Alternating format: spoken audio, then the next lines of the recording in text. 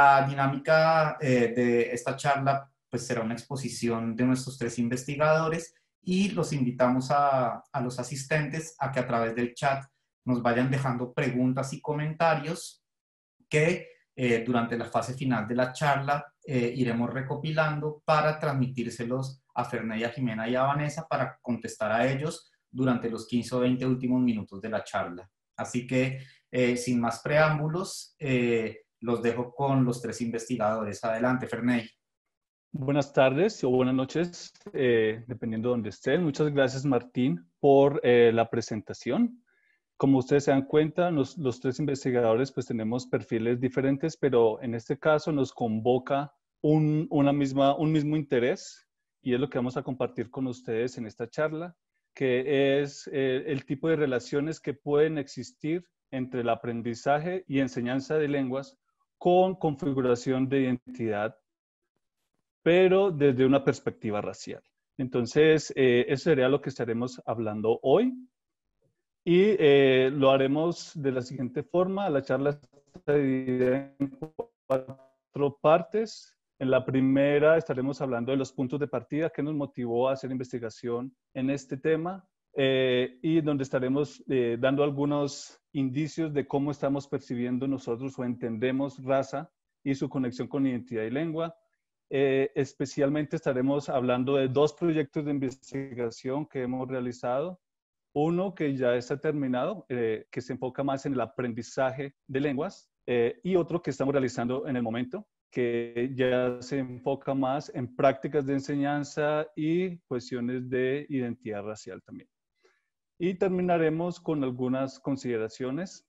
Como el primer estudio es el que ya hemos terminado, tal vez van a notar que vamos a profundizar un poco más sobre este. Mientras que en el segundo estudio vamos a contarles cuáles son nuestros intereses y los avances hasta este momento. Bien, entonces como punto de partida es importante resaltar de dónde nace esto. Entonces, acá es un trabajo que se ha venido haciendo desde la maestría en enseñanza de español como lengua extranjera y segunda lengua del Instituto Caro y Cuervo. Dentro de esa línea sociolingüística, pues se abre el espacio para poder trabajar la relación que existe entre el lenguaje con fenómenos sociales de diferentes tipos. Uno de esos ámbitos, digamos, que se pueden mencionar allí son las manifestaciones de desigualdad social. Entonces, dentro de esa línea y teniendo en cuenta la gran diversidad de cuestiones o de fenómenos sociales, nos enfocamos en específico para los estudios en la discriminación y racismo. También entendiendo que este no es un asunto exclusivo de la enseñanza del español. Allí es donde viene la participación de otras instituciones, como lo fue la participación de la Universal por medio de la profesora Jimena desde el 2019 en el primer proyecto, y en este segundo proyecto pues se ha vinculado también la profesora Vanessa para trabajar en el proyecto de prácticas. Y también vinculamos no solamente el español, sino el inglés. Entonces, los ejemplos que estaremos dando el día de hoy y también como los hallazgos van a ser en torno a esas 2 lenguas, al español como segunda lengua o lengua extranjera y el inglés como lengua extranjera desde el contexto colombiano. Bien, nosotros hemos hecho investigación en términos de identidad de diferentes maneras. En específico, cuando hemos hablado de identidad, hemos tomado un referente como referente a Bonnie Norton. Especialmente resaltamos acá una cita donde ella dice que los aprendientes de segundas lenguas están redefiniendo su identidad. ¿Quiénes son ellos en su relación con el mundo social? Compartimos esta visión, sabemos que el lenguaje es constructor de realidad social, pero entonces nos estamos preguntando más específicamente cómo entender esto desde una perspectiva racial. Racialmente, ¿esto qué quiere decir? Entonces ese fue nuestro punto inicial, y también estamos convencidos de que esto es algo muy, muy importante, teniendo en cuenta también lo que dice Kubota y Lin, cuando hablan de que la enseñanza y aprendizaje de lenguas en realidad abre un espacio de interacción entre grupos sociales de diversos orígenes, incluso de grupos sociales que son tradicionalmente categorizados en términos de raza. Pero a pesar de que en un salón de clase, por ejemplo, convergen todos estos grupos sociales, los temas de raza y racismo no se han analizado a profundidad. Y en el mejor de los casos, pareciera que fuera como prohibido, y en el mejor de los casos se ha asociado a el concepto de interculturalidad. Entonces, desde nuestra perspectiva, como que se le ha dado demasiada responsabilidad, por decirlo así, a lo que es la interculturalidad y la enseñanza de lenguas, y necesitamos específicamente tratar temas de raza y racismo en relación con segundas lenguas. Y estamos convencidos de esto también porque en el lenguaje mismo se manifiestan diferentes aspectos de raza y de racialización, como los va a comentar ahora Vanessa. Hola, buenas tardes y buenas noches. Un saludo para todos. Yo voy a hacer un recorrido muy rápido. Vamos a hacer una especie de cartografía sobre esa relación entre racismo y lenguaje. Si entendemos el racismo como una configuración que estigmatiza la alteridad, hagamos una revisión desde el lenguaje, cómo naturalizamos en cierta manera esa profilaxis o esos límites que parten de los que parte el racismo, que delimita un nosotros y un ellos. Entonces empecemos con la famosa frase no soy racista pero, y hice una división a partir de Colombia, Argentina, Chile, Ecuador y pues una referencia a España sobre cómo el lenguaje naturaliza o evidencia esa naturalización del racismo. Trabajar como negro, las acepciones del indio, el campesino y el montañero con términos despectivos, india, mula y mujer, si no te lo han hecho, te lo han de hacer. La configuración, además la animalización del indio y de la mujer, el negro ni el cabello, en todas las configuraciones y connotaciones del negro, como dentro del racismo que establece una jerarquía del negro como una raza inferior, y el negro la embarra o en la entrada, en la salida, ¿no? Como el negro es una persona de la que no se puede uno fiar. Eso es un negro de mierda, es una expresión que se usa mucho en Argentina. El negro en Argentina no está relacionado con un grupo étnico, sino más bien está asociado con una configuración más social que tiene que ver con personas de la raza de la clase trabajadora que no tienen educación. Entonces está asociado con algo ordinario, poco recatado. De ahí el adjetivo la negrada para referirse a cosas que no son, que son ordinarias, como populares. Y también el término groncho, gronchada, que viene al lunfardo, que viene de negruncho. Y el negruncho era una forma para referirse de manera despectiva o a catalogar a alguien que estaba por inferior a nivel social. Y que todo tiene que ver también con los procesos migratorios argentinos y que hay discursivamente en sus procesos de identidad nacional, se establece que en Argentina no hay negros, no solo pues por los procesos de independencia y que el ejército fue conformado por indígenas y por negros, pero también por sus primeros procesos de colonización y de migración a principios del siglo XX, que establecieron una clase burguesa en la provincia de Buenos Aires, en el Gran Buenos Aires, y una clase trabajadora que no solo que migraba del interior del país, a los que le decían las cabecitas negras, expresión por el negro del pelo y el negro del color de piel, que fue también un término que empezó a utilizarse para referirse a los bolivianos inmigrantes a partir de los años 90 en el Gran Buenos Aires. En Chile empezó a manifestarse hace más o menos 8 o 9 años un gran proceso migratorio de colombianos y sobre todo de haitianos en los últimos 4 años, y empezaron a generarse unos procesos de racialización en los procesos migratorios que se vieron reflejados en el lenguaje con expresiones como negro culiao para referirse a la última categoría pues, social del negro. Términos usuales, ¿no? de lugares comunes de los negros son cochinos, pero hay un asunto muy interesante con el lenguaje y el uso de la palabra negro, y fue la sexualización a la que se vio como sometida a ese proceso migratorio, y fue la exotización y la sexualización de las mulatas y las negras y de los negros, cargándolos de carga sexual y como de una siempre prestos para el sexo. El quecholo es una expresión que se usa en Ecuador para referirse a algo que es ordinario, que es despectivo, y los términos, el moro, que se utiliza en España como para resumir todo, todo lo que se refiere despectivamente, meter en una sola bolsa todo lo que se refiere a África subsahariana. Y el término sudaca, que si bien sale o empieza a utilizarse en la época de la movida madrileña para referirse a los sudamericanos que estaban que migraron en la época de dictadura acá en América Latina y que llevaron el folclore andino, empezó luego a utilizarse en la jerga de manera despectiva para referirse a los sudamericanos que migraban a España.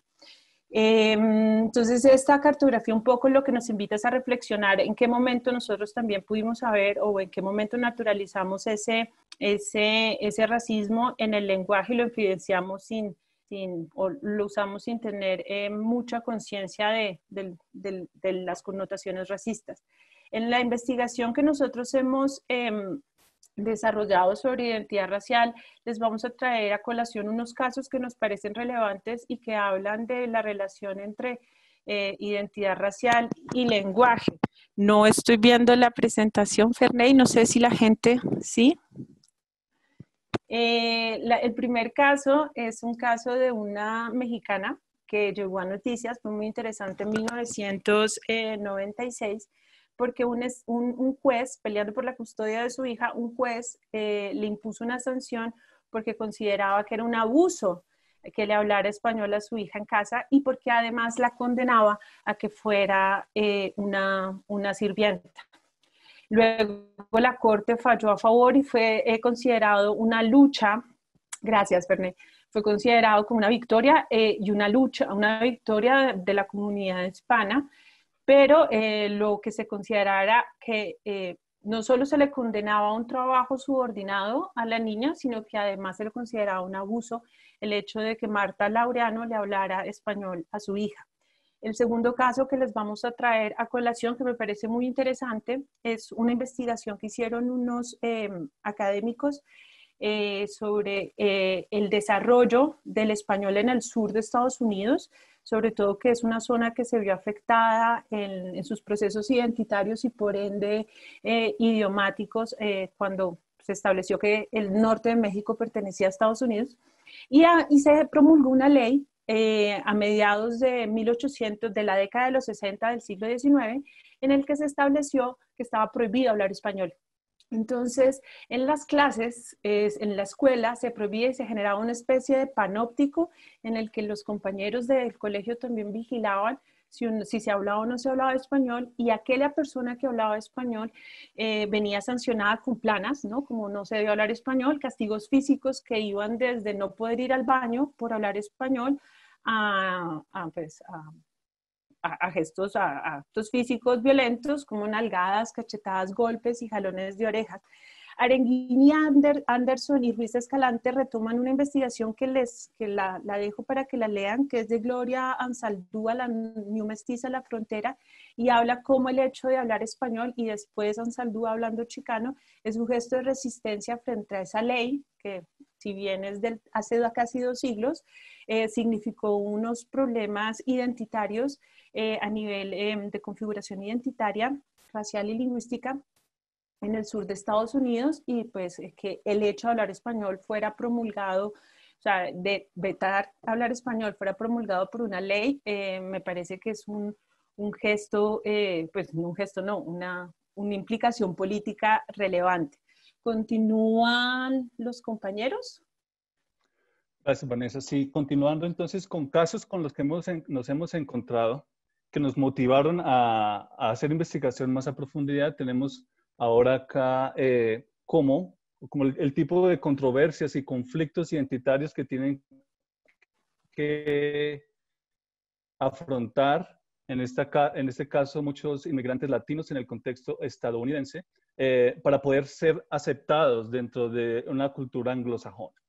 Entonces, acá tenemos 2 estudios, uno de Redondo Quesada que es una tesis de maestría en realidad muy interesante, donde habla cómo las personas latinas tienen que luchar contra su apariencia física o incluso con tener apellidos del quechua o del maya, y tienen que combatir contra esa marca y tratar de blanquearse de alguna manera. Entonces lo resume Redondo Quesada con esta frase que les voy a leer. Dice: los que parecen más latinos que los latinos deben ser más estadounidenses que los anglosajones para ser asimilados en la sociedad estadounidense lo antes posible. Ese tipo de conflictos identitarios que hay allí, que lleva a los inmigrantes, en este caso, a incluso a renegar de su bagaje cultural y quiénes son ellos, y incluso del hecho de hablar español. En ese mismo sentido, también tenemos otro caso, otro estudio interesante, este caso de Bashir Ali, que habla de María, una inmigrante, una estudiante de origen mexicano. Esa estudiante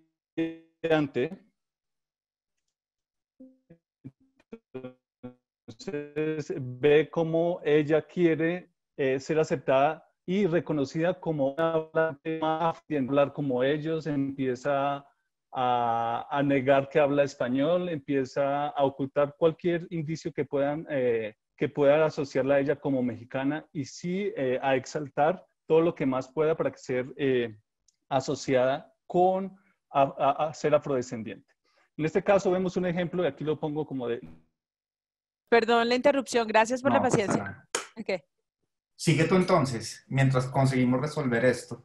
Ok, vale. Entonces, ellos hizo la presentación. Otro caso importante que traemos a colación y que nos parece interesante es cómo estudiar inglés, estudiar otro segundo idioma genera casi un asunto de prestigio, sobre todo en sociedades como la colombiana. Hay un asunto y como uno de los aprendientes justificaba o explicaba como valor agregado y capital social. Dice que ya está el tope, entonces no sé cómo hacer para entrar. Mientras tanto, pues Vanessa está todavía compartiendo. Sí, te estamos escuchando. Ya. Jimena está pidiendo volver a entrar. Explicaban como el capital social y cultural que significaba aprender inglés y cómo además esto significaba un cierto tipo o repercutía un poco en la forma en la que se relacionaba con las ofertas culturales en Bogotá. En Bogotá, para los que no lo sepan, hay algunos cines que ofrecen las versiones subtituladas, y hay otros cines que ofrecen las versiones ya dobladas. Lo que atraviesa eso es que las versiones subtituladas se encuentran en cines que se encuentran o que se localizan, se georreferencian en sectores de la ciudad de clase en donde pues ahí se vive la clase media o alta. Y por otro lado, donde están dobladas son en sectores de clase media baja. Entonces, la justificación de estar aprendiendo inglés o de estudiar otro idioma a partir de tener más oportunidades para poder tener un mejor estatus o capitalizarse a nivel social, creo que nos evidencia un poco también cómo el aprendiente reconoce esas identidades que se cruzan o esa relación que se cruza entre las lenguas y un cierto tipo de beneficios o privilegios que puedan llegar a dar de determinadas lenguas. No sé si se conectaron ya, Ferney. Alcancé a escuchar qué dijiste, pero digamos que lo importante de este fragmento que tenemos aquí es que después de los ejemplos que habíamos presentado anteriormente, vemos cómo los temas de identidad racial están involucrados no solamente con temas que están relacionados con el color de piel y que van mucho más, incluso cuando en esta primera parte hablaba Perney, de las relaciones que hay cuando aprendemos una lengua, esta identidad, cómo se va transformando por medio del aprendizaje de lengua. Y en este fragmento específicamente, cuando le preguntábamos a este aprendiente por qué le gustaba aprender lenguas, era muy evidente que para él eso significaba una transformación en el tema de estatus. Los que viven en Bogotá saben que Bogotá está organizada por estratos, y estos estratos corresponden a diferentes exclusividades de la ciudad. En este caso, el participante específicamente hablaba de cómo el aprender el inglés le permitía a él acceder a nuevos espacios que están estratificados con más exclusividad y que le permitían tener otra clase de información que en otros sitios donde hay menos exclusividad lo podría hacer. Entonces, estas relaciones que van mucho más allá del color de piel, que tienen que ver incluso no solamente con lo simbólico, sino también con lo económico, es lo que nos llevó a empezar a ver todas este tipo de complejidad de relaciones que hay al aprendizaje de una lengua y analizarlos para poder sacar unas conclusiones de cómo el aprendizaje de las lenguas puede llevarse mucho más allá y entender lo que implica ese aprendizaje. Entonces, es un poco para hacer el contexto de lo que más adelante vamos a explicar. Ahora sí, Vanessa, muchas gracias. Ok, entonces, la investigación. ¿Qué es lo que estamos haciendo o que hicimos con el primer estudio? En todo este contexto y lo que nos veníamos encontrando, investigando sobre otros asuntos, quisimos entonces explorar qué implicaciones hay hacia el aprendizaje de las lenguas, en este caso el español, el inglés. ¿Qué conexiones de tipo racial hay allí a la hora de aprender una segunda lengua? Entonces aquí podemos ver la pregunta, donde están esos dos ejes, como el aprendizaje de español y de inglés y la construcción de identidad racial de los aprendientes. Continuamos, Vanessa. Pero entonces, ¿qué se ha dicho hasta ahora al respecto? Lo primero que hay que resaltar es que cuando se ha investigado identidad racial y aprendizaje de segundas lenguas, sobresalen sobre todo tres categorías grandes. Al parecer, siempre que se habla de identidad racial, es necesario hablar de comunidades indígenas o de afrodescendientes o de inmigrantes, que es algo que nosotros venimos a contravertir. En realidad no estamos de acuerdo con esto, pero es lo que se ha dicho hasta ahora. Y la mayoría de la investigación se ha hecho en países angloparlantes.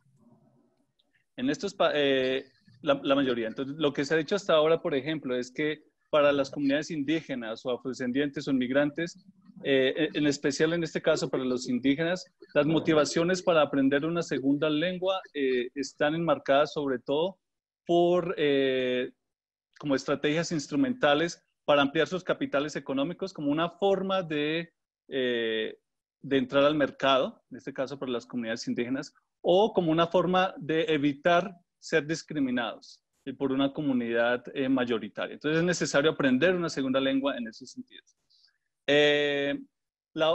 Otro aspecto, otro eje importante es cómo las comunidades indígenas, también afrodescendientes o inmigrantes, son objeto de opresión lingüística. Como lo comentaba Vanessa hace un rato, que en el estudio de Arreguín y Ruiz Escalante, muchos inmigrantes también se ven expuestos a castigos, a prohibiciones de su lengua y a negarse ellos mismos en muchas circunstancias. Entonces, digamos que está ese eje también. Por otro lado, en cuanto a materiales de enseñanza de segundas lenguas, vemos cómo comunidades, en este caso especialmente indígenas y afrodescendientes, han sido poco tenidas en cuenta en esos materiales de enseñanza, y cuando son tenidas en cuenta en realidad son expuestas a una reafirmación de estereotipos o vistas desde una óptica del exotismo. Entonces, como lo dicen Laffer y Ocom, están siendo más que visibilizadas, están siendo mal visibilizadas en el mejor de los casos. Por otro lado, es importante resaltar cómo, en este caso es un estudio de Cuba Vega, donde también resalta cómo a veces nosotros mismos estamos tomando estas categorías como afrodescendiente o indígena o, bueno, en particular estas dos, lo inmigrante puede ser un poquito diferente el caso, como algo que se da ya por sentado. Entonces, al preguntar ella a unos profesores cubanos, inicialmente categorizados por la investigadora como afrodescendientes, qué tan afrodescendientes se sentían ellos, y encontraba respuestas como ¿por qué ellos tienen que sentirse afrodescendientes y llevan en Cuba toda su vida? Ha pasado muchas generaciones y por qué tienen que definirse de esa manera. O, por ejemplo, otros que decían, ¿por qué afrodescendientes tienen que definirse ellos si en realidad los afrodescendientes somos todos? Si acudimos a la teoría de que la raza humana, así hablando de raza, toda proviene del continente africano. Y así vienen como otras categorías que van emergiendo. Por ejemplo, en el estudio también de Quesada, hablar de hispano-unidenses o de latinounidenses. Entonces, como esa mezcla de categorías que hay allí y que a veces cuando usamos, por ejemplo, estos términos, los estamos usando, en especial de afrodescendiente o indígena, como algo que se da por sentado, que algo que necesitamos como redimensionar. Entonces, eso es lo que se ha hecho hasta ahora, que nos parece importante, pero creemos que es necesario ir más allá. Más allá de esas tres visiones, de que hablar de raza siempre es hablar de indígenas o de afrodescendientes o de inmigrantes. Y estamos convencidos que, la siguiente, Vanessa, por favor, que cuando hablamos de raza y aprendizaje de lenguas, en realidad todos estamos involucrados. Todos estamos involucrados en esas estructuras raciales. Y como veremos más adelante, es por eso que cuando hicimos este estudio no nos importaba tanto como el origen o el color de piel de las personas que participaron en nuestro estudio. Pero en este punto se hace relevante explicar cuál es nuestra visión teórica, de dónde nos estamos parando para hacer el análisis. Y acá le doy la palabra a la profesora Jimena. Bueno, entonces, primero que todo, para poder hablar de raza, tenemos que entender qué significa la raza, ¿no? Entonces, definir el concepto de raza es algo realmente problemático y ahí, como he visto en algunos de los comentarios, es un tema bastante grueso para poder dar una definición completa que nos deje complacidos a todos, sobre todo porque ha sido siempre un campo muy controversial, mientras que hay personas que lo apoyan, otras personas lo niegan, y pues ha sido siempre un tema problemático para poderse definir. Pero pues esto obedece a muchas circunstancias. Para los críticos de la raza, mientras que la raza inicia con algunos, para algunos críticos de la raza, el concepto de raza inicia desde la historia, desde mucho tiempo atrás, donde se trataba de dar como una clasificación a la raza humana. Sin embargo, las discusiones se han centrado mucho más a culpar de alguna manera la creación del concepto de raza en la época modernista o moderna de los discursos científicos, donde se validaban todas las visiones biologicistas de la raza. Entonces se dice que en más o menos alrededor de 1400 empezaron a crearse este tipo de ideas sobre la raza y empezaron a validarse por medio de estudios científicos para demostrar que la diferencia fenotípica o de color de piel establecía también otro tipo de diferencias de los grupos humanos. Entonces hay diferencias cognitivas, de habilidades intelectuales, psicológicas, etcétera, que rápidamente fueron invalidadas por falta de consistencia. Digamos que este tema de tratar de validar estos estudios no duró tanto tiempo como nosotros creemos. Sin embargo, el discurso de la raza no se acabó ahí. Es el día de hoy, de que mucho tiempo ha pasado y seguimos hablando de la raza, y mucha gente habla de la raza como si fuera un concepto real que existe. Entonces, desde el otro punto de vista, ya no el biologicista, sino el punto de vista sociológico, se determina que el concepto de raza, a pesar de que se demuestra su inexistencia o se invalida, existe en la conducta humana como un constructo social y que pareciera, aunque no es real, pareciera que es real. De ahí que algunos autores lo llamen raza como ficción. Es una ficción. Nosotros creemos, algunos dudamos, otros creemos, otros no creemos, pero existe en los discursos como si fuera algo existente. Continúa, por favor. Entonces, nosotros tenemos una perspectiva de una postura teórica desde nuestra evolución en la conceptualización de estos proyectos que se derivan de una teoría que es la teoría crítica de la raza y que comparten algunos de los conceptos con las corrientes postcoloniales. Esta perspectiva epistemológica trata de tratar la raza como un constructo social, el cual niega su existencia, pero al mismo tiempo analiza los efectos que esto tiene como discurso en las prácticas sociales. Es decir, se reconoce el concepto como es una construcción social, entonces también obedece a diferentes intereses y dependiendo de los conceptos, los contextos donde se desarrolla, y desde allí pues las prácticas evolucionan de una manera en que siempre hay elementos de jerarquía donde hay uno favorecido y otro menos favorecido. Estas teorías de la raza, críticas de la raza, hablan también de un dispositivo de blancura, donde no entendemos esa blancura solamente como el color de piel, como ya lo hemos hecho referencia en algunas de las ejemplificaciones. La raza, como vemos aquí también en la exposición fotográfica, muchas veces se relaciona con la religión o con otros aspectos que no necesariamente denotan el color de piel, pero que están relacionados con unas jerarquías que marcan una discriminación. Entonces, continúa, por favor. De ahí que se hable no solamente de raza y se hable de racismo, sino también se hable de racialización, que es esa misma operación o esa misma mecánica que funciona con el color de piel o con el aspecto fenotípico, pero con otros aspectos que se relacionan con la raza, pero que no explícitamente no tienen que ver con ella. Entre esos tenemos la lengua, la nacionalidad, la religión, como lo mencioné anteriormente, la cultura o la clase. Todos estos elementos pueden ser efectos o pueden ejercer el mismo mecanismo que el de la raza, y esto es lo que le llamamos racialización y por efecto también producen racismo. Continúa. Ok, entonces, ¿qué tipo de estudio llevamos a cabo? O como en la misma línea de entender el discurso como constructor de realidad social, vimos apropiado tomar un enfoque narrativo para hacerlo.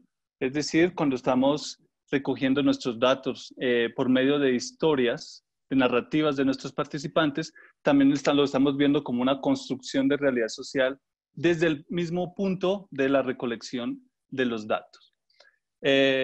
En específico, recogimos estos datos por medio de historias de vida, como aprendientes de segundas lenguas, en donde le pedimos a los participantes que escribieran cómo ha sido su proceso, sus intereses, las circunstancias bajo las cuales aprendieron ya sea español o inglés como segundas lenguas. Nótese que acá estamos usando segundas lenguas sin hacer la distinción entre lengua extranjera y segunda lengua, que a veces suele confundir. Acá lo estamos haciendo como algo general. Y luego, a partir de los datos que recogimos allí, decidimos hacer unas entrevistas a profundidad, donde precisamente profundizábamos sobre algunos de los aspectos que ellos mencionaban en sus historias de vida y adicionábamos algunas otras preguntas. En general, tomamos 7 o participaron 7 aprendientes de español y 7 de inglés. Tomando en cuenta también los intereses de la maestría del Caro y Cuervo en enseñanza de español, quisimos también involucrar indígenas y participantes sordos y logramos, digamos que no fue tan fácil, pero al final logramos tener un representante de cada una de estas comunidades también. El resto eran extranjeros. Eso en cuanto al estudio. Vamos a compartir los hallazgos de este primer estudio, pero antes queremos compartir con ustedes como darle la oportunidad de interactuar también con nosotros. Y para eso le doy la palabra a Vanessa. Vamos a abrir un espacio de interacción. La idea es hacer lo siguiente. Yo voy a presentarles y voy a pasar unas situaciones Y ustedes, al leerla, la leo yo la situación, ustedes tienen que responder si la situación representa un caso de relación entre aprendizaje de lenguas y configuración de identidad racial. Y van a escribir en el chat si sí o si no. Ahí el único favor que pido es si de pronto Ferney tiene acceso al chat y ponga situación 1 para ver cómo nos va con los sí o con los no, porque no tengo como, me queda complicado meterme para yo poder seguir manejando la pantalla. ¿Te parece, Ferney?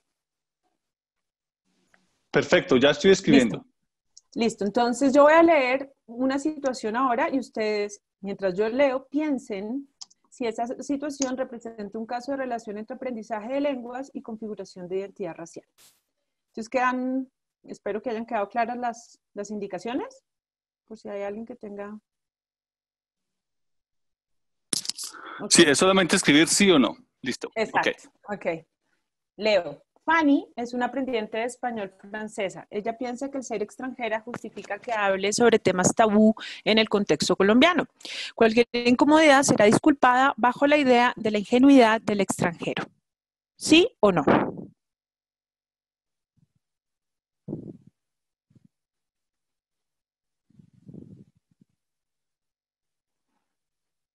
Prosigo.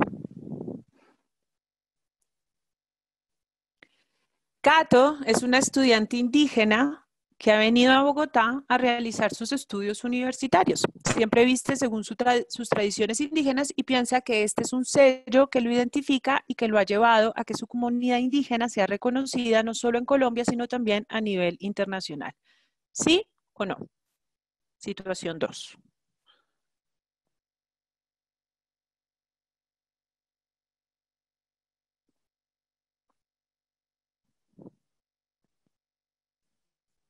Situación 3.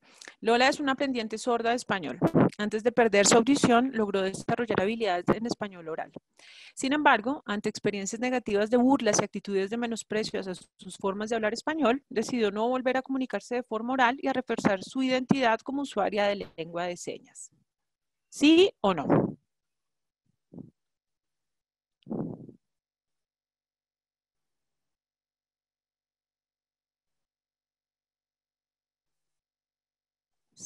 Ok, continúo. Situación 4. Yasmín, de nacionalidad china, es una apasionada por el español. Sin embargo, no le gusta el español de España porque se habla muy rápido y para ella es ofensivo. Además, piensa que el aprender español la ha hecho menos china. Dice que se ha vuelto más optimista y con mayor confianza al conversar con la gente. Los chinos son más tímidos, conservadores y callados. ¿Sí o no?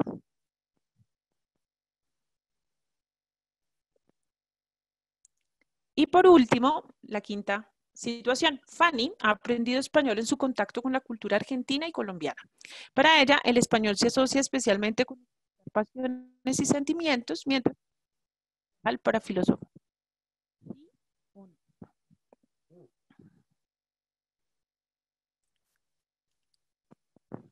Listo.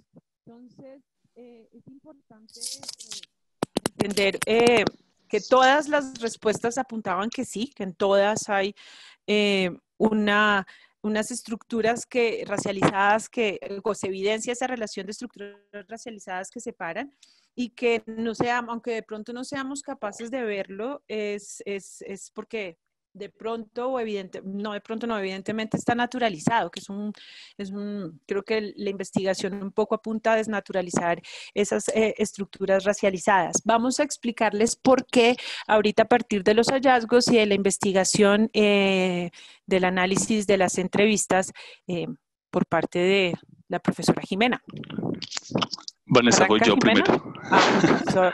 Perdón. Ok. Sí, entonces, digamos que de la reflexión que ustedes hayan hecho, y estaba viendo acá el chat con respuestas interesantes donde en algunos casos estuvieron totalmente de acuerdo todos, diciendo sí, en especial la primera situación, con las otras no fue tan, como que no se vio tanto que todos estuvieron de acuerdo, entonces es interesante y ahora, a la luz de los hallazgos, de algunos datos que hemos recogido, vamos a reflexionar también sobre estas situaciones. La siguiente, por favor, Vanessa.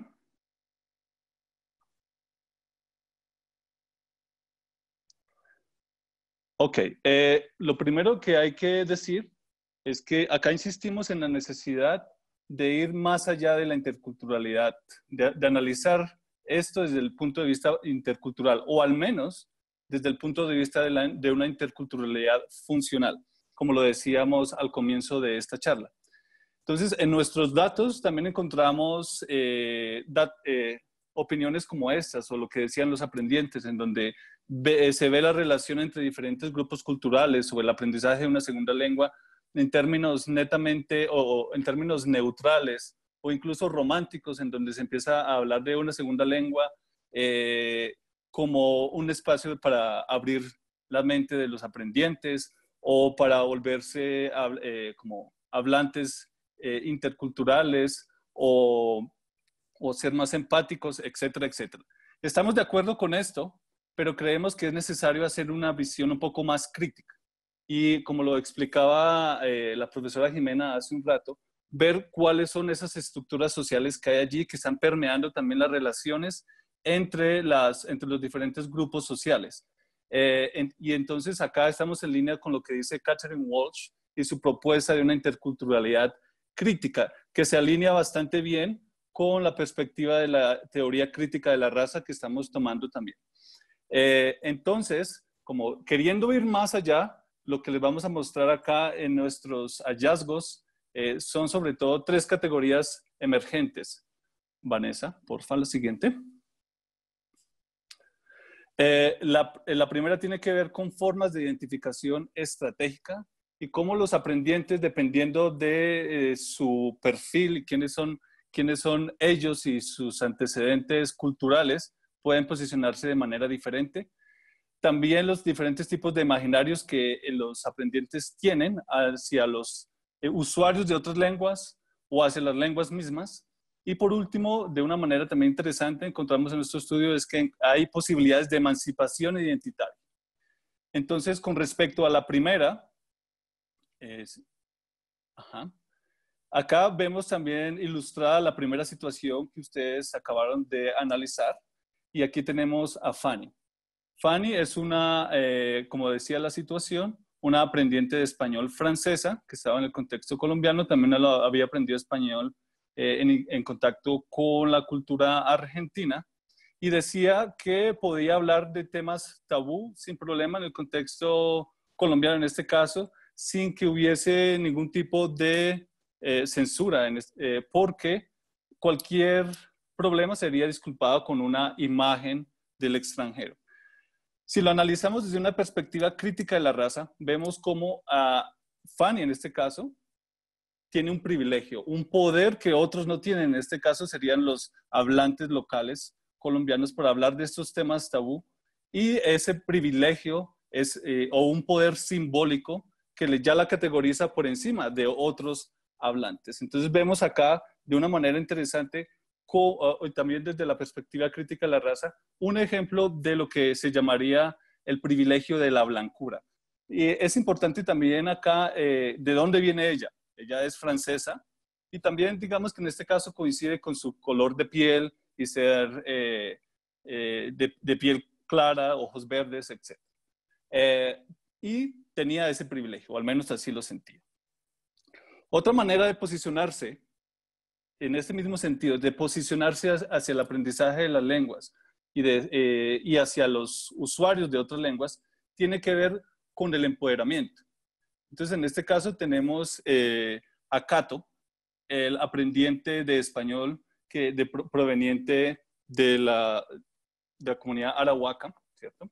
Y estaba en Bogotá y siempre estaba usando su vestimenta típica. Lo que vimos, y de acuerdo a lo que él dice acá, él usa su vestimenta típica también como una forma de resaltar su cultura, de hacerla visible, de ganar un reconocimiento cultural y un reconocimiento político. También habla de cómo ya es más reconocido su comunidad en un contexto de la ciudad, como es Bogotá, incluso internacionalmente. Entonces estamos viendo acá que como insistir o el resaltar más bien su identidad cultural, de dónde viene él, es una manera también de jugar con esas estructuras sociales, incluso de resistir a ellas. En este caso, empoderándose ellos mismos. Estamos viendo aquí otro claro ejemplo, así lo estamos viendo.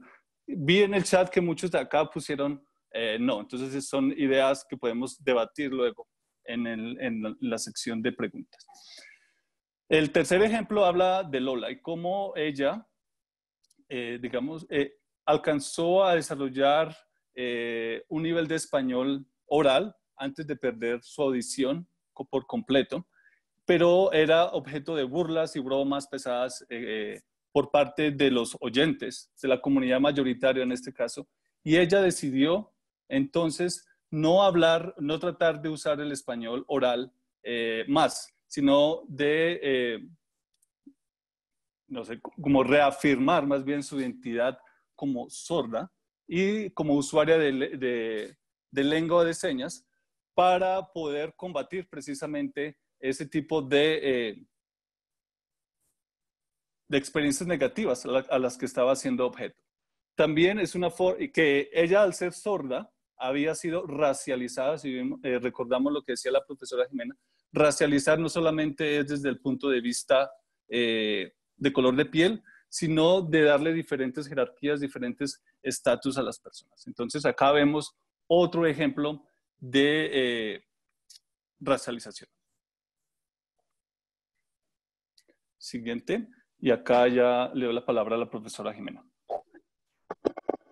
Bueno, aquí me voy a referir a la siguiente categoría que nosotros hemos llamado imaginarios jerarquizados sobre lenguas y hablantes, que todos sabemos se fundamentan precisamente en esas estructuras racializadas que hemos construido históricamente, que como lo decía ya en la parte teórica, la raza no es un concepto existente, se ha validado históricamente por medio de la construcción de esos discursos y esos discursos han permeado nuestra identidad. Por eso todos estamos impregnados de esos discursos y hemos constituido nuestra identidad, a pesar de que pareciera que los discursos de la raza solamente se centran en las minorías o mal llamadas minorías.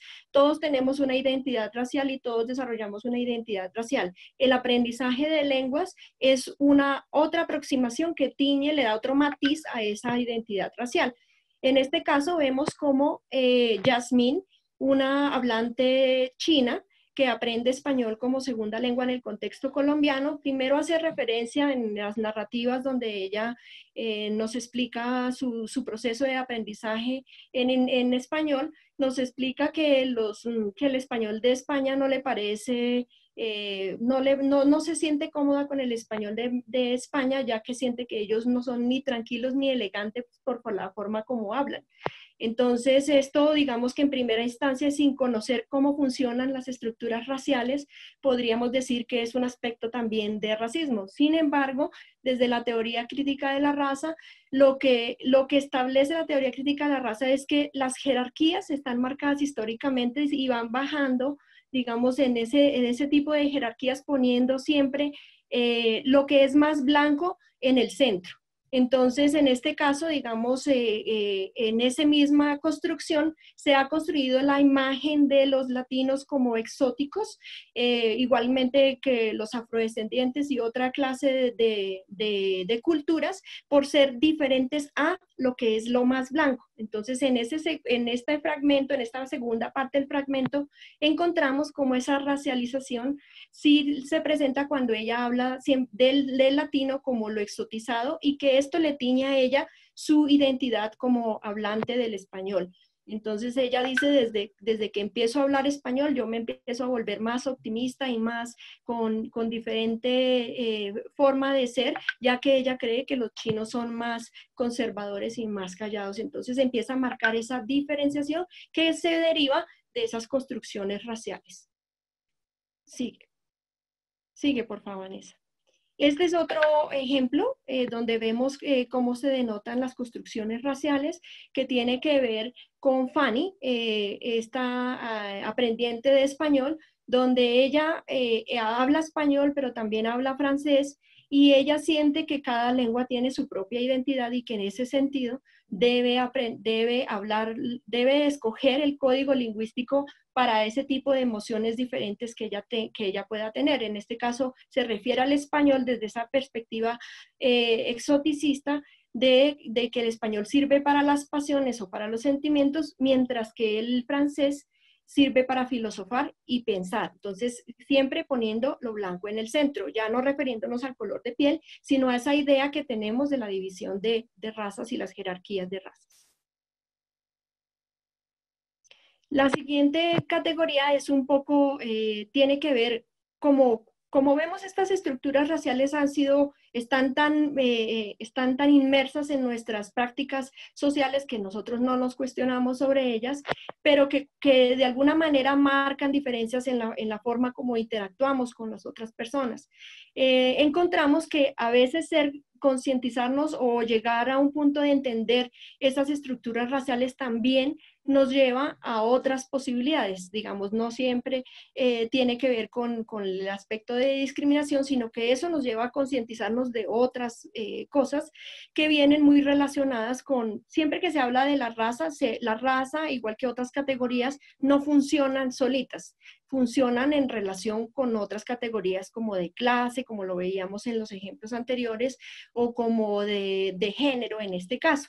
Entonces aquí vemos cómo este aprendiente de inglés expresa por medio de su narrativa que el aprender el inglés le dio a él una posibilidad de poder entender otros contextos que él no había podido entender desde su contexto colombiano, donde no había hablado otra lengua, y que cuando empezó a aprender inglés pudo encontrarse en otros contextos donde encontraba menos tabús y donde podía hablar más libremente de quién era él, y empezó a identificarse con mucho más fuerza como una persona perteneciente a la comunidad LGTB.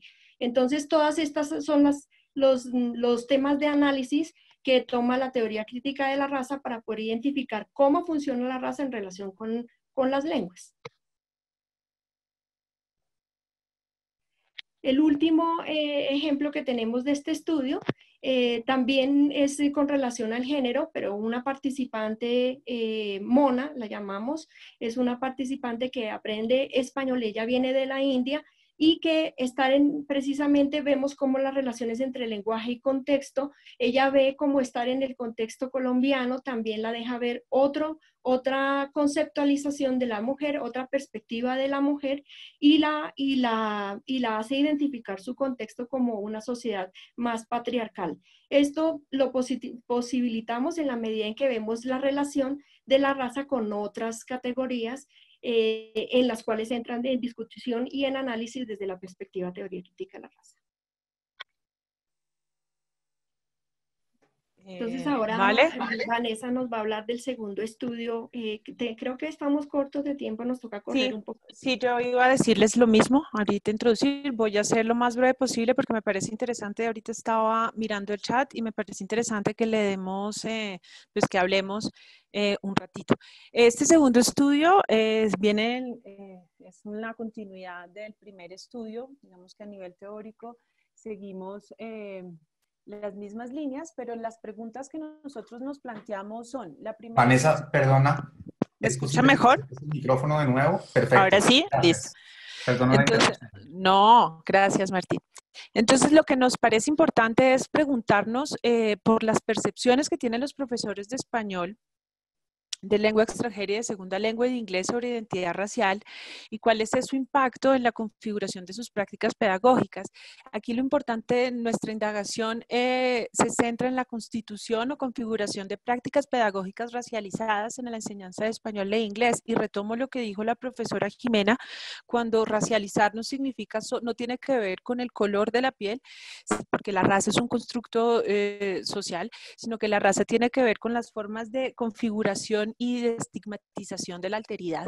Entonces queremos preguntarnos por esa configuración de prácticas pedagógicas racializadas en la enseñanza de las percepciones de los profesores de español como segunda lengua y como lengua extranjera, y de inglés como lengua extranjera.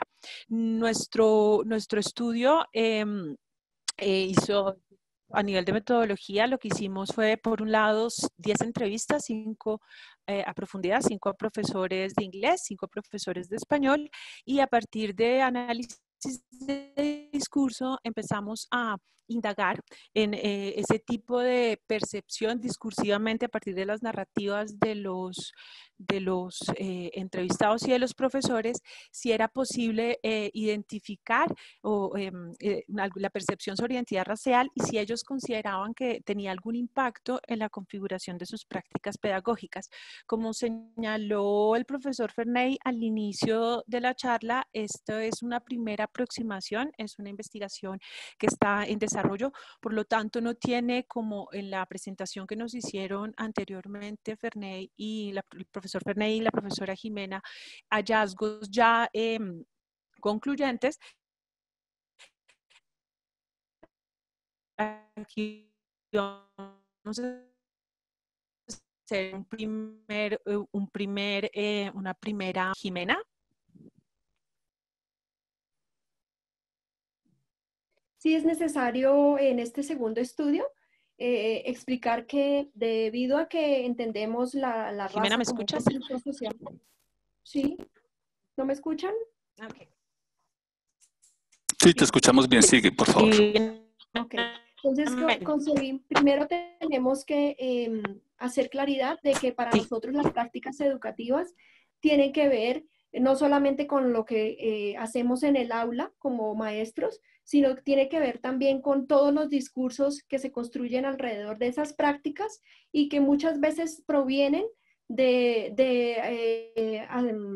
discursos macro como institucionales, como las políticas educativas a nivel nacional, internacional o institucional de donde están cada uno de los contextos de las prácticas, sino que también viene por otros medios como los medios de comunicación, donde viene, pues hoy estamos bombardeados y donde hay muchas ideas con respecto a lo que es la práctica y cómo se debe ejecutar. Entonces, desde estas tres dimensiones hemos estado observando la práctica en las narrativas de los profesores. Disculpen, los antecedentes de esta investigación nos han llevado a identificar 4 líneas donde se han estado estructurando esta clase de estudios. La primera línea tiene que ver con los estudios que se relacionan con las prácticas y la raza. En estos estudios donde pareciera que los profesores tienen preconcepciones con quién debe aprender una lengua o no de acuerdo con su fenotipo. Digamos que hay unas críticas con respecto a que algunos profesores deben, si este estudiante tiene estas características, debería aprender estas líneas o no debería aprender estas lenguas. Otra línea que hemos encontrado y de pronto algo como para reflexionar que en el contexto colombiano siempre se ha pensado que, digamos, hoy en día se ha reflexionado más, pero anteriormente pareciera que el racismo no existe en Colombia, sino es cuestión de otro lado, pero primero porque siempre pensábamos en el color de piel y segundo, pues porque el tema había perdido o más bien había ganado popularidad por otra clase de discursos, pero que hemos encontrado con sorpresa que sí hay muchos estudios que confirman que en la educación se reproducen estas estructuras racistas y pues eso es lo que más abunda en el contexto colombiano con respecto a la relación de raza y prácticas educativas. Una tercera línea que hemos encontrado tiene que ver con actitudes racializadas hacia los profesores de lengua y de pronto esto es más, lo hemos encontrado más popularmente en los estudios que hablan de enseñanza del inglés con respecto a lo del nativo y quién es el nativo y qué expectativas tienen los estudiantes de quién debe ser su profesor de inglés. Y el último grupo de estudios que se han enfocado un poco a tratar de identificar cuáles son esas epistemologías otras que nos permiten a nosotros poder desarrollar una pedagogía menos racista o una pedagogía que no sea racista, cuando asumimos que todos somos racistas y que estamos dentro de este mismo sistema que ha sido históricamente racista. Entonces, pues hay más detalles que decir, pero no voy a profundizar porque no tenemos tiempo. Ya para terminar, vamos a compartir con ustedes una primera lectura de una primera análisis que hicimos de este proyecto número 2. Hago la presentación. Fue un análisis de la entrevista que le hicimos a una profesora de inglés australiana que vive en Colombia, a quien llamamos Nina. Y que para empezar me parece importante darles una barrida sobre lo que significan esas características discursivas que vimos en su entrevista. Es una hablante nativa, esta profesora de inglés, que fue muy políticamente correcta en el discurso y que siempre habló de las prácticas racializadas o del de Jimena, que el asunto de raza no está solo, sino que convive con otras categorías y esa relación entre género y blancura. ¿Qué vimos en ella? Analizamos a partir de su entrevista que hay una mirada del otro desde y no diferencia, no es capaz de, o no puede o no le interesa una percepción de diferencias raciales al interior de Colombia. Para ella todos somos iguales. Hay una separación a partir de su punto de vista sobre el racismo como una cuestión de los demás, tal vez de los estudiantes hacia los profesores, pero nunca de los profesores hacia los estudiantes. Y a partir de varias historias sobre sus experiencias pedagógicas, vimos cómo exotizaba a la alteridad, ya sea por haber sido profesora en contextos vulnerables, ya sea en Australia o en el exterior, o en su experiencia aquí en Colombia, exotizando la alteridad, y pues recordemos que exotizar también es discriminar. Hay una construcción del otro en la práctica docente. Ella esencial, al construir al otro, esa construcción del otro en su práctica docente hay una esencialización de los nativos hablantes del inglés en oposición a los no nativos, es decir, como un reconocimiento de que el inglés verdadero o legítimo es el que se habla en Inglaterra, y pues por ende ella como nacida en colonia inglesa, habla bien, siempre reconoce la cultura inglesa en esos términos, no en la cultura anglo, la clasifica como cultura inglesa. Y por otra parte, asigna etiquetas y estereotipos a poblaciones no específicas. Por ejemplo, pues ustedes todos saben que Australia es un país que se forma a partir de procesos migratorios. Entonces hay una asignación de etiquetas que tienen que ver mucho con la subordinación de esa y de estigmatización de esa alteridad con relación a los inmigrantes. Por ejemplo, esencializar en su experiencia como profesora de inglés a los latinoamericanos como festivos, a los chinos como aburridos, y a su posibilidad también de, como privilegio de blancura, de tener miedo y de verbalizarlo, de no querer ser profesora de un grupo de inmigrantes afganos. El último es el impacto de cómo se relacionan esas percepciones en su práctica docente, y vimos a partir de una pequeña, de una historia que nos contó, cómo esas identidades raciales sí impactaban en sus clases. Ella tuvo la oportunidad de ser profesora de inmigrantes afganos en la época post Torres Gemelas, y decidió no hacer un juego que se llama el hot potato, la pelota caliente, para una actividad de vocabulario, porque consideraba que esa actividad podía llegar a ser hiriente o no era pertinente por la población a la que ella, por el origen de la población estudiantil con la que ella iba a trabajar. Y por último, nos pareció que había una relación implícita entre lo que ella definía como raza con nacionalidad, que creo que es bien importante a la hora de un poco entender ese impacto en su práctica docente, y evidentemente unos procesos de racialización en sus prácticas pedagógicas. Ferney. Perfecto, gracias Vanessa. Entonces ya para cerrar, solamente voy a puntualizar algunas cosas, los que ya hemos venido diciendo. Ha sido nuestra intención mostrar hoy entonces, como línea general, que la raza, cuando hablamos de raza, no nos estamos limitando solamente a color de piel. Vemos que cuando hablamos de diferentes grupos y la manera de relacionarse entre estos grupos, hay diferentes maneras de racialización y que esas diferentes maneras de racialización están conectadas con color de piel, no solamente con color de piel, aunque sí partes de color de piel, pero también con clase, origen, cosmovisión cultural e incluso género, que el aprendizaje de lenguas está entonces permeada también por todas estas estructuras sociales y que nosotros como investigadores de lenguas y como profesores también, no somos ajenos a todas estas problemáticas. Después también vimos un ejemplo ya desde los profesores con el caso de Nina y creo que nos queda a nosotros ahora saber qué está pasando. Ya tenemos un ejemplo de lo que está pasando con la enseñanza del inglés, pero qué está pasando con la enseñanza del español como segunda lengua. Es algo que nos ocupa ahora, tenemos ya los datos recogidos, no hemos adelantado el análisis, pero próximamente esperamos ya tener también algunos avances allí y los estaremos invitando también para compartir nuestros hallazgos.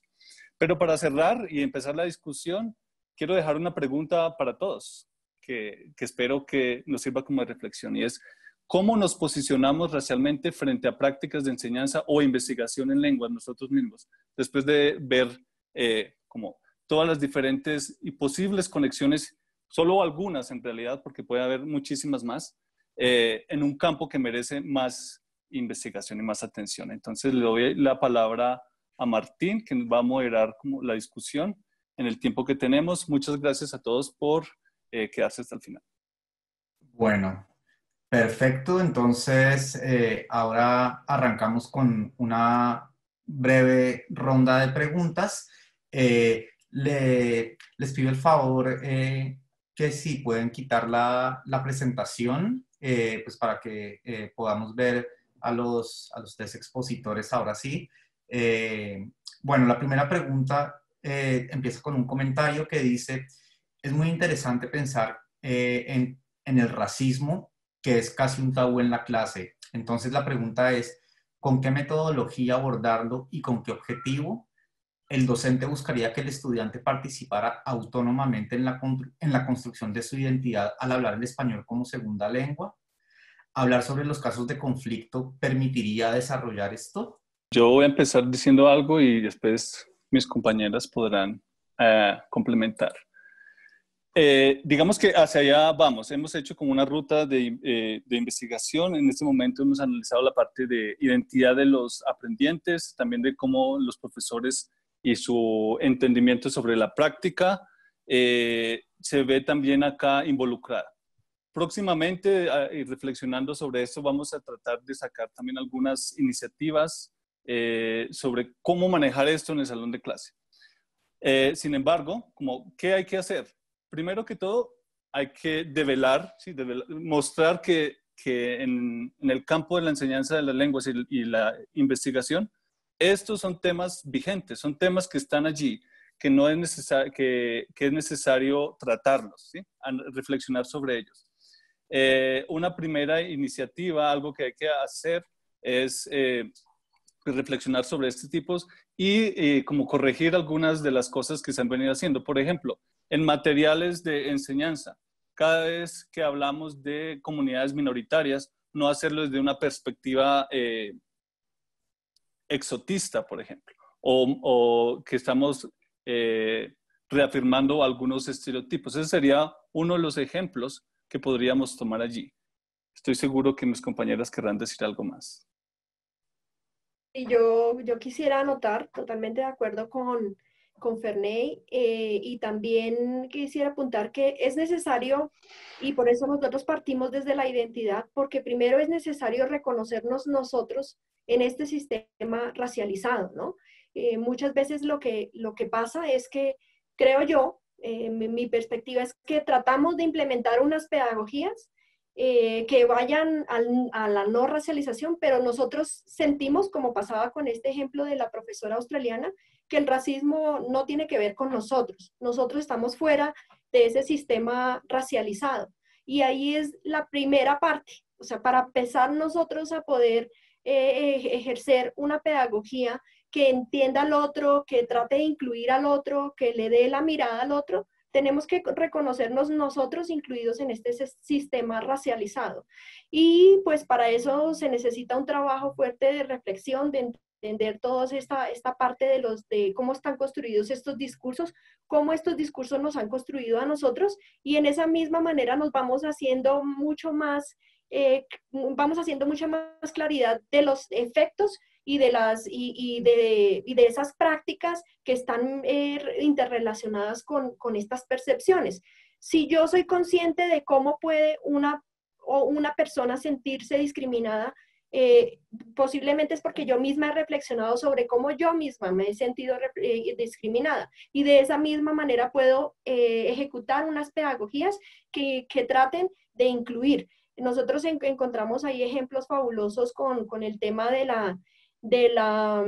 las pedagogías otras, que llamamos así, o de epistemologías otras, donde, por ejemplo, una de esas profesoras, una profesora, en este caso estoy pensando en una profesora afrodescendiente, nativa americana, que tuvo el privilegio de ir a enseñar inglés en el Corea del Sur, pero sin embargo al llegar allá sufrió la discriminación porque los estudiantes no la aceptaban, porque no lucía como la nativa ideal que ellos estaban esperando, sino que veían a una mujer afrodescendiente y que decían, pues queríamos a una profesora nativa, y ella decía, es que yo soy nativa, y ellos decían, sí, pero pues no es nativa. Entonces digamos que ella tuvo que ella misma luchar con esas estructuras raciales, y lo que ella encontró en primera instancia fue que debía remitirse a la cultura afrodescendiente para empezar a incluir a los estudiantes y enseñarles que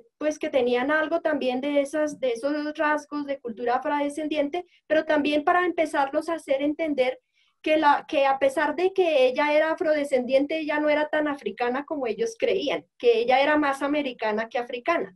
Entonces, creo yo que esas experiencias que ilustran mucho la relación que hay entre la racialización, la raza y las creencias, pueden ayudar a pensar cómo nosotros mismos podemos hablar de ese tipo de relaciones complejas con nuestros estudiantes y convertirlas en prácticas pedagógicas, en convertirlas en casos específicos que nos hagan entender que la raza opera de diferentes maneras y que no opera solamente de una forma que nosotros hemos normalizado o que hemos pensado que solamente va al extremo de la agresividad física.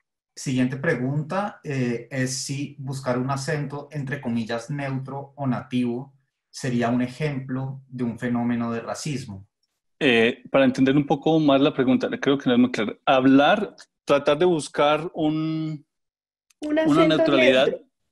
Sí. Si quieres contesto ahí, Ferney. Dale. Creo yo que está haciendo referencia también a una ideología que desde la enseñanza de lenguas hemos aprendido que tiene que ver con el nativismo y el no nativismo. Y pues obviamente también son construcciones que, como vimos, a veces son muy sutiles, a veces parecen pequeñas, pero que tienen unas repercusiones bastante grandes en la práctica, y es de que por medio de entender o tener esos ideales fijos de personas, de una estructura, una identidad esencial, también podemos estar discriminando al otro, y que esa discriminación no es solamente algo simbólico, que no es solamente pensar en que yo lo alejo en un momento, sino que también puede incluir otros efectos que tienen que ver como cómo se decide una política, cómo se organiza una institución. Todo eso trasciende mucho más a la organización de la sociedad, y pues nosotros como maestros estamos abonando con esos granitos de arena a constituir una identidad también en los estudiantes, una identidad racial que se hace aceptar, o que también se puede autodiscriminar, porque también existe ese efecto. Entonces, digamos que siempre que relacionen que yo estoy estableciendo estos elementos de jerarquía, estaría de alguna manera racializando. Vale, perfecto. Yo quisiera decir algo allí también. Desde la perspectiva teórica que estamos tomando, en realidad somos muy escépticos de lo que podemos llamar neutralidad, ¿sí? Entonces creemos que cada vez que se hace algo pensando que es neutral, pensamos que está beneficiando de alguna manera algunos intereses, unos más que otros. Entonces esa neutralidad, y en este caso incluyendo el acento, es necesario saber el contexto por el cual un profesor decide usar un acento neutral o no, qué implicaciones también tiene para él como un profesor tratar de hacer un acento neutral, si existe un acento neutral, etcétera, etcétera. Entonces es importante también ser escépticos de ese concepto de neutralidad. Sí, yo solo iba a agregar que lo neutro no existe, o sea, hablemos del signo y la ideología retomando a Barthes y el gran problema de lo neutral no existe. Creo que hay una apuesta como a democratizar, pero lo que dice la profesora Jiménez o sea, la reducción implica también de pronto el desconocimiento de otredades que no se sienten identificadas en lo neutro. De acuerdo. Bueno, nos preguntan también si en su estudio ustedes hacen una diferenciación entre el concepto de raza y el concepto de etnia. Esa es una pregunta que es muy común en los estudios de raza, ¿no? Y es muy común porque, así como alguien lo dijo al principio de la charla, los temas de raza siempre parece que fueran un tabú, ¿no? No se habla del tema de la raza porque yo puedo incomodar a alguien se puede sentir mal, prefiero no usarlo, prefiero hablar desde lo neutral. Pero precisamente lo que critica la teoría crítica de la raza, valga la redundancia, es que no hay neutralidad, como ya lo dijeron Ferney y Vanessa, y siempre que hablamos de neutralidad, estamos hablando desde un discurso que está posicionado también en una perspectiva, porque pues ya lo sabemos, lo que podemos hablar es de una variedad, ¿sí? Hay una diversidad, pero hablar de una neutralidad inmediatamente nos remite a evaluar el concepto de la el concepto de la raza desde una construcción social. Si es una construcción social, ¿desde dónde se creó ese concepto de la raza? Y beneficiando a quién. ¿Quiénes son los blancos? ¿Quiénes no son blancos? ¿Qué caracterizan a los blancos? Entonces, cuando nos hacemos todas estas preguntas, nos damos cuenta que esa construcción social va mucho más allá y que deja en cuestionamiento el que estemos hablando de este aspecto. Perfecto. Perdón, añado también algo ahí. Y entonces el concepto de etnia a veces se ha tomado especialmente desde las políticas educativas como precisamente lo que estamos hablando, como una especie de neutralizador de raza. Como no vamos a hablar de raza, vamos a hablar de etnias. Pero en realidad eso está escondiendo todas las implicaciones que hay y detrás de usar raza. Entonces, cuando en políticas públicas escuchamos etnia, para mí están hablando de raza. Aunque se ha tratado de dar una asociación más cuando se habla de etnia como al aspecto cultural. Pero siendo críticos de este concepto, es simplemente un camuflador, digamos, como un mitigador que trata de esconder como toda esa problemática y desigualdad social. Vale. Otra pregunta que nos ponen es, los conferencistas están diciendo que toda discriminación por diversidad significa discriminación racial. Esto quiere decir que ya no sería el punto, el fenotipo o la afiliación étnica, sino más bien elementos como la discapacidad, la nacionalidad o el género. Lo que pasa es que no podemos despegar el tema del fenotipo porque ese es el origen de la discusión sobre la raza. Y a pesar de que, como yo les mostraba en el recorrido histórico, el concepto empezó a utilizarse y también se invalidó muy rápido por estudios científicos, pero el concepto siguió manejándose y al día de hoy todavía entendemos la raza como una construcción y muchas veces la relacionamos con el color de piel. Eso no se ha acabado, por lo tanto no podemos decir que ya no hablamos de raza en términos de color de piel. Pero sí tenemos muchas más matices de lo que significa la raza y la racialización y el racismo. Por lo tanto, pues seguimos hablando de raza, aunque a veces no se hable solamente del fenotipo. Nos preguntan también por qué ustedes en la terminología que utilizan recurren al término aprendientes en lugar de aprendices? Una pregunta interesante. Digamos que eso es una perspectiva más desde el constructivismo, hablar de aprendientes más que de aprendices. Hablar de aprendiz trae una connotación casi siempre negativa, como que no ha llegado a ser alguien, mientras que aprendiente es un aprendizaje constante que precisamente no sobrepone a unos sobre otros. En realidad todos somos aprendientes de algo, mientras que un aprendiz sí está teniendo como un estatus menor que otros, que otras personas en este caso. Entonces es una cuestión también de visión de lo que implica aprender algo. Y si somos aprendices o estamos en un constante y que algún momento va a llegar a no ser aprendiz, o si todos estamos en un constante proceso de aprendizaje. Perfecto. Y es algo que no estamos usando solamente nosotros, ¿no? Digamos que lo tomamos, pero no es algo que estuviéramos proponiendo nosotros. Soy profesora de español para extranjeros en Brasil y todo el tiempo me encuentro con preguntas sobre frases donde se percibe el racismo como el manejo de como esta realidad, reconociendo que estas frases racistas son más comunes. ¿Cuál sería la tarea del profesor en relación a estos contextos y qué tipo de información debe recibir el aprendiz o aprendiente? Pero, ¿podrías por favor repetir la pregunta? Creo que me perdí un momentico. Todos, los tres. Todo el tiempo me encuentro como profesora de español para extranjeros en Brasil con preguntas sobre frases donde se percibe el racismo. ¿Cuál sería la tarea del profesor en relación con estos contextos y qué tipo de información debería recibir el aprendiz o aprendiente? Es interesante, sería interesante saber como qué tipo de expresiones, por ejemplo, se está refiriendo aquí la persona que está haciendo la pregunta. Pero ese miedo que existe, a veces como decir, yo voy a decir esto, pero ¿será esto racista? ¿Será esto ofensivo? Yo no lo puedo decir porque yo tengo que ser correcto, tengo que estar en una supuesta neutralidad. Entonces yo creo que lo que es necesario es, si vamos a usar esos términos, o los términos que vayamos a usar, lo estemos haciendo sin prevención, que lo llevemos si lo vamos a usar dentro del salón de clases, sería para analizar críticamente estos términos, qué implicaciones tienen para los diferentes grupos sociales.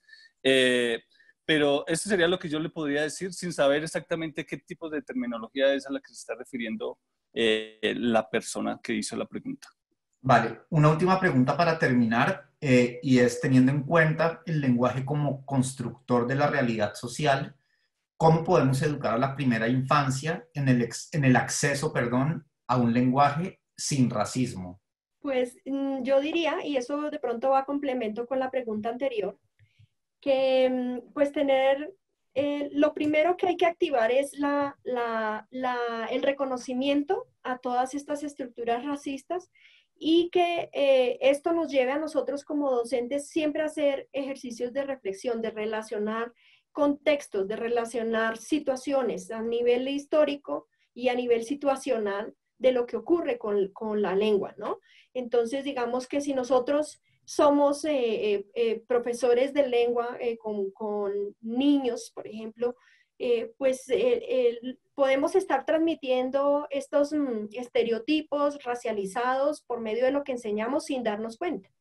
Pero cuando los conocemos podemos darle un tratamiento en que los estudiantes puedan entender esto tiene conexión con este contexto histórico, por ejemplo, hablar de las historias de los niños en el contexto específico de una comunidad cualquiera, nombro en este momento afrodescendiente, pero no quiero particularizarlo de nuevo a la ciencialización de las identidades, pero sí que pueda relacionar los hábitos culturales, el momento histórico, con esa situación para hacerle entender a los niños de otra manera que no es solamente aprender palabras, sino que hay que aprender esas palabras contextualizadas y los niños y los adolescentes, cualquier persona que sea aprendiente de lenguas, que de esa forma el lenguaje es constituyente de realidades, por lo tanto necesito entenderlo en el contexto en el que se usa, cómo se usa y de qué sentido se le da. Bueno, pues se nos ha acabado el tiempo. Quiero agradecerles nuevamente a Ferné y a Jimena y a Vanessa por aceptar esta invitación, por presentarnos los resultados de sus investigaciones. Creo que ha sido una charla muy enriquecedora para todos que suscita montones de inquietudes y deja abiertos muchos interrogantes, además de todo lo que nos permite aprender. Y gracias también a todas las personas que se han conectado a esta charla. Tuvimos la sala llena desde el minuto 1 con 100 personas, más unas 75 personas más o menos siguiéndonos por Facebook Live en la fanpage del Instituto Caro y Cuervo. En el chat les he puesto un mensaje de la investigadora Jacqueline Restrepo, que está haciendo una investigación con profesores de L, así que si quieren echarle un ojo para quienes estén interesados en responder a un cuestionario que les sirva a ella para hacer su trabajo de máster, pues estaría muy bien.